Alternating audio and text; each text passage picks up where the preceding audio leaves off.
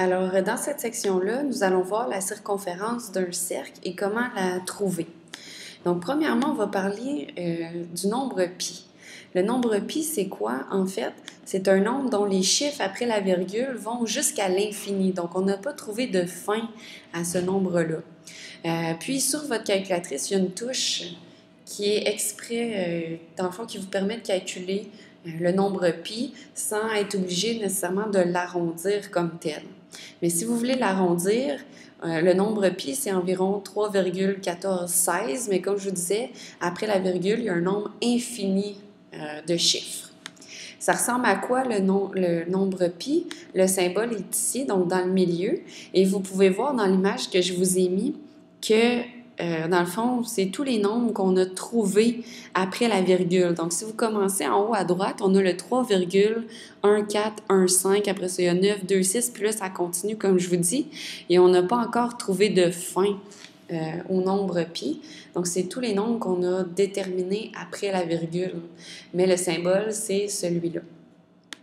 Quand vous voulez trouver la circonférence d'un cercle, premièrement, la circonférence d'un cercle, c'est le périmètre du cercle. Donc, on veut trouver vraiment combien ça mesure le contour du cercle. Il existe deux formules pour trouver la circonférence du cercle. La première, c'est avec le diamètre. Donc, pour trouver la circonférence, vous devez faire diamètre fois pi. Donc, on multiplie le diamètre avec la touche pi. Et la deuxième formule, vu qu'on a vu dans l'autre vidéo précédente que le diamètre, c'est 2 fois le rayon, eh bien, la deuxième formule, c'est 2 fois le rayon fois pi. Donc, les deux formules reviennent à la même chose parce que le diamètre, dans le fond, représente 2 fois le rayon.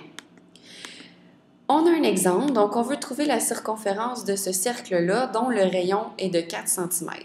Vu qu'on connaît le rayon, on va utiliser la deuxième formule. Donc, on va utiliser 2 fois le rayon fois pi. Et là, je n'ai pas mis le symbole pi parce que sur Keynote, je n'avais pas le symbole comme tel. Donc, j'ai écrit pi. Alors, on remplace le rayon par 4. Alors, vous devez faire comme calcul 2 fois 4 fois pi, qui nous donne 25,13 cm pour la circonférence du cercle.